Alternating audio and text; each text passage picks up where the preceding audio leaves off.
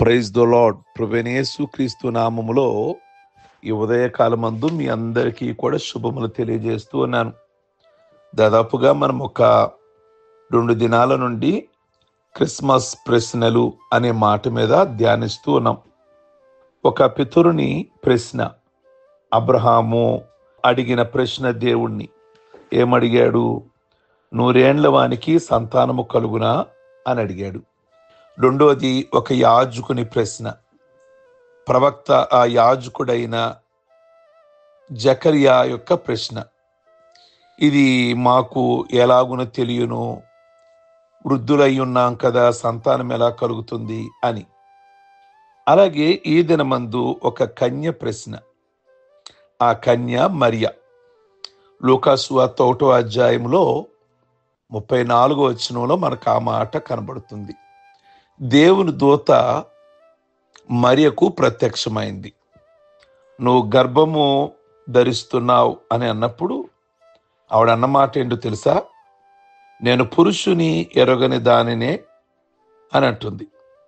ప్రియ దేవుని బిడలారా, ఇది మరియ యొక్క ప్రశ్న. దేవునికి సమస్తము సాధ్యము, ఆయనకి సాధ్యము కానిది ఏదీ లేదు. శూన్యము నుండి సృష్టిని చేసిన దేవుడు మృతతుల్యమైన ఎలిజబెతు గర్భమును ఫలింపచేసిన దేవుడు వృద్ధులైన అబ్రహాము శారాలకు సంతానమిచ్చిన దేవుడు ఆయనకు అసాధ్యమన్న విషయము తెలియదు. మరి విషయంలో పరిశుద్ధాత్మ కార్యము, పరిశుద్ధాత్మ వచ్చి నిన్ను ఆవరిస్తాడు. జన్మించబోయే శిశువు దేవుని కుమారుడు అని దూత మరియతో చెప్పాడు. మానవ ప్రశ్నలకు దేవుని సమాధానం ఎప్పుడూ ఉంటుంది. ప్రశ్నకు నివృత్తి కలుగుతుంది. ఇదిగో ప్రభు దాసురాలను, నీ మాట చొప్పున నాకు జరుగునుగాక అని చెప్పి నమ్రతతో తల వంచి కృతజ్ఞత చెల్లించింది.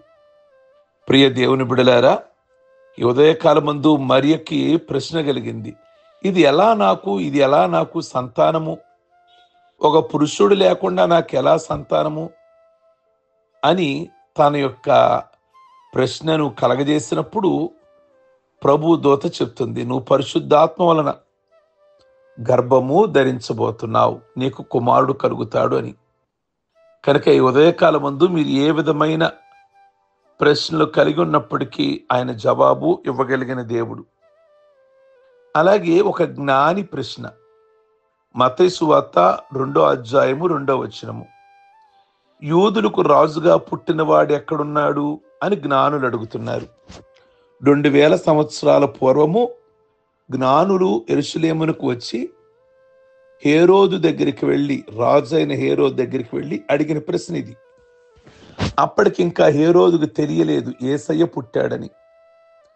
ప్రియ దేవుని బిడ్డలారా, రాజు ఈ నూతన రాజు విషయమై విన్నప్పుడు, ఆల్రెడీ నేనున్నప్పుడు ఇంకొక రాజు ఉన్నాడా అని అనుకున్నాడు. అతడును తనతో కూడా యెరూషలేములో ఉన్న వారందరూ కలవరపడ్డారు. ఆల్రెడీ నేను ఇక్కడ రాజుగా ఉన్నాను యెరూషలేములో, ఈ జ్ఞానులు వచ్చి యూదులకు రాజుగా పుట్టిన వాడు ఎక్కడా అని అంటున్నారు. అంటే నేనుగాక వేరొక రాజు ఉన్నాడా అనే డౌటును వారు వ్యక్తం చేశారు. ప్రియ దేవుని బిడ్డలారా, అయితే జ్ఞానులు అడిగిన ప్రశ్నను జాగ్రత్తగా మనం ఆలోచిస్తే, యూదులకు రాజుగా పుట్టినవాడు ఎక్కడున్నాడు అన్నారు. ఆయన బెత్లెహేములో జన్మిస్తాడని ప్రవక్తలు ముందుగానే ప్రవచించారు. ఇది యెరూషలేముకు 9 మైళ్ళ దూరంలో ఉంది బెత్లెహేం అనేది. దీనికి లోగడ ఒక పేరుంది, ఎఫ్రాతా అనే పాత పేరు కూడా ఉంది. బెత్లెహేం అన్న ఎఫ్రాతా అన్న ఒకే అర్థము, రొట్టెల గృహము. ఈ గ్రామానికి ఎంతో గొప్ప చరిత్ర ఉంది. బైబిల్ గ్రంథములో యాకోబుకి ఇష్టమైన భార్య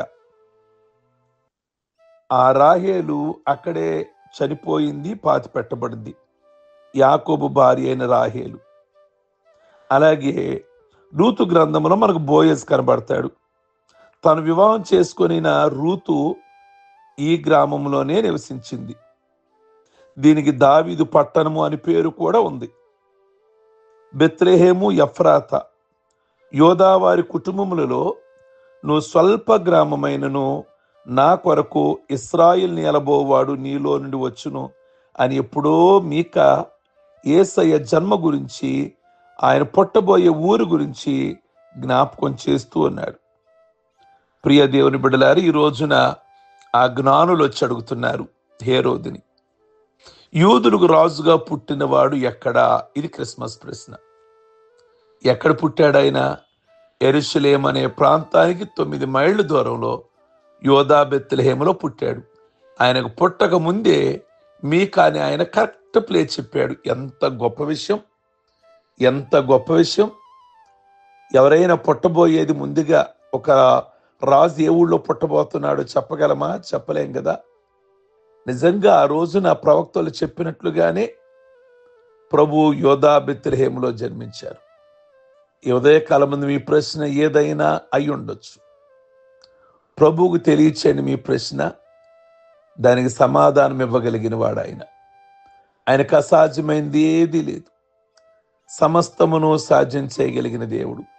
అబ్రహాం ప్రశ్నకు జవాబిచ్చిన దేవుడు, యాజకుడైన జకర్యాకు జవాబిచ్చిన దేవుడు, అలాగే ఒక కన్య అయిన మరియకు జవాబిచ్చిన దేవుడు ఈరోజు జ్ఞానులకు కూడా చక్కటి జవాబిస్తున్నాడు ఆయన. కనుక మీ ప్రశ్నలకు కూడా ఆయన దగ్గర జవాబు ఉన్నది అని జ్ఞాపకం చేస్తున్నాను. ప్రార్థించుకుందాం. సర్వశక్తి కలిగిన తండ్రి, మరి అంటుంది, ఇది నాకు ఎలాగున జరుగును, పురుషుణ్ణి ఎరగని దానిని కదా అన్నప్పుడు పరిశుద్ధాత్మ ద్వారా ఆవిడ గర్భం దలిచింది. ఆ పరిశుద్ధాత్మ ద్వారానే కుమారుడు కలిగాడు. అలాగే ఈ ఉదయకాలం ముందు ప్రభువా, ప్రతి ప్రశ్నకు మీరే జవాబై ఉన్నారు. అలాగే జ్ఞానులు అడుగుతున్నారు, ఈ ఏరియాలో యూదులకు రాజుగా పుట్టిన వాడు ఎక్కడున్నాడు అని. ఆ యూదులకు రాజుగా మీరే బెత్లెహేములో జన్మిస్తారని ప్రవక్తలు ముందుగానే చెప్పారు. ఆ లేఖనాలు ప్రవచనము నెరవేరునట్లుగా మీరు ఆ ప్రాంతంలో జన్మించారు. ఏ మాట మీరు చెప్పినది నిరర్ధకము కాలేదు. ప్రతి మాట మీరు చెప్పినది అక్షరాలే నెరవేరింది. ఈ ఉదయకాలం ముందు ఈ ప్రార్థనలు ఏకీభిస్తున్న వారికి మీరు ఏమైతే వాగ్దానాలు చేశారో, ఏమైతే దర్శనాలను ఇచ్చారో, మీరిచ్చిన వాగ్దానాలు, మీరిచ్చిన దర్శనాలు నెరవేర్చమని ప్రార్థన చేస్తున్నాం. వారి కుటుంబాలలో మీరు గొప్ప కార్యము, ఆశ్చర్య కార్యము మీరు జరిగించమని ప్రార్థన చేస్తున్నాము. ఈరోజు పెళ్లి రోజులు, పుట్టినరోజులు, అలాగే బాప్టిజం పొందిన రోజులు చేసుకుంటున్న బిడ్డలందరినీ దీవించి ఆస్వాదించి మంచి ఆయుష్, మంచి ఆరోగ్యం ఇచ్చి మీ కొరకు వాడబడులాగున కృప దయచేసి మీ నామమునకు మహిమ తెచ్చుకొని 24, 25, 31 జనవరి 1 క్రిస్మస్ ఆరాధనలో, నూతన సంవత్సరపు ఆరాధనలో అయా కుటుంబ సమేతంగా బంధువులు, మిత్రులు, స్నేహితులు అనేకులుగా పాల్గొని మీ ఆశీర్వాదం పొందడానికి కృప దయచేయమని యేసయ్య నామములు అడిగి వేడుకొంచున్నాం తండ్రి. ఆమేన్.